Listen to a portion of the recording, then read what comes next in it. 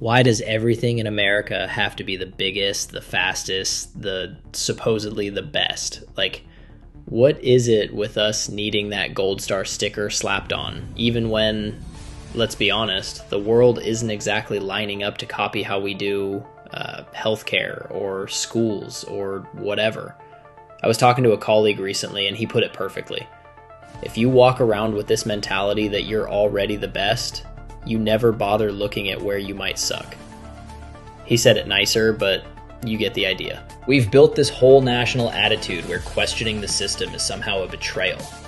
Like, if you dare to ask why we're the only advanced country where one medical bill could bankrupt you, or even the slightest criticism of their favorite politician, suddenly you're unpatriotic, or you get that classic, if you don't like it, move. I mean, come on.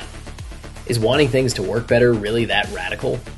That's not betrayal. That's literally what makes you a grown-up in any other part of your life. Actually, I'd argue that real patriotism isn't just waving a flag or singing about rockets. It's demanding better for everyone. That whole love it or leave it thing is just a neat way to shut people up. Keep them from asking why things don't add up. You wouldn't tell your mechanic, don't touch my car, it's fine as is, if the engine's smoking. Same logic. Building on what we talked about in some earlier episodes, a lot of these myths are how the system digs in its heels and resists improvement. If you're always the best by definition, you don't believe you need to fix anything. Pretty convenient for folks in charge, right? Let's dig into some hard truth, because when you follow the numbers, things start looking a little less exceptional. Here's the deal.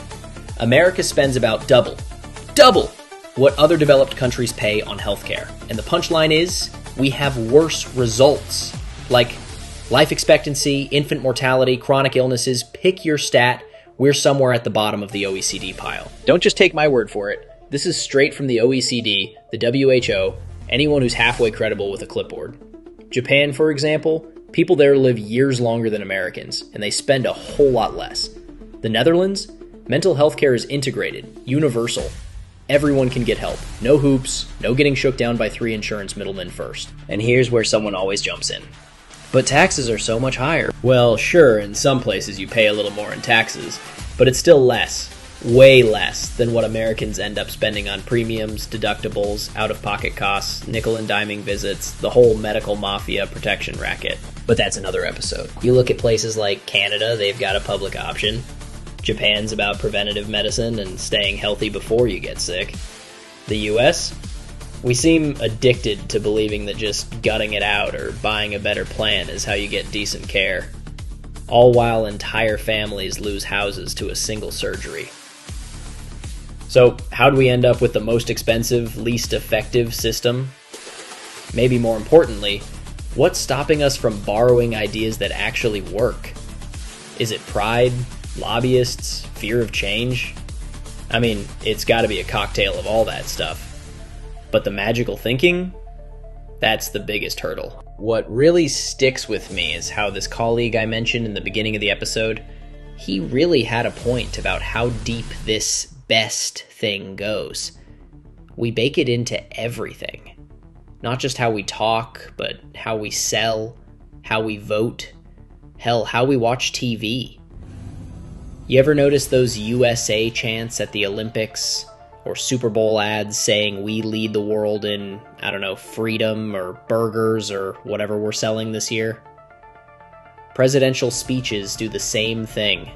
USA #1, no qualifiers, no room for nuance or reality checks. Here's the problem. This obsession with being #1 makes it basically impossible to reflect or adapt. Finland has the world's best education system. South Korea is beating us on tech infrastructure. But which country shouts the loudest about being the best? The US of fucking A, of course.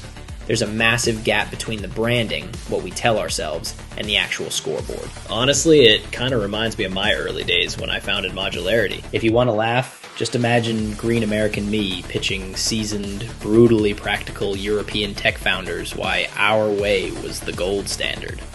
Like, every inch of American bravado versus people who measure success by outcomes, not vibes. The only way I actually started getting better was by admitting I had a ton to learn, grabbing honest feedback, and stealing all the best ideas I could from companies who were getting results. The best isn't something you are, it's something you build, with a lot of humility. So I think the myth, this whole "we're the best" thing, doesn't just sell car commercials and campaign buttons. It keeps us stuck. Stuck thinking the checkbox "American" means automatic victory. When sometimes we could just use a good look in the mirror. Maybe then we'd be the country we keep saying we are. I'm not giving up hope. We're bruised, but we're not done.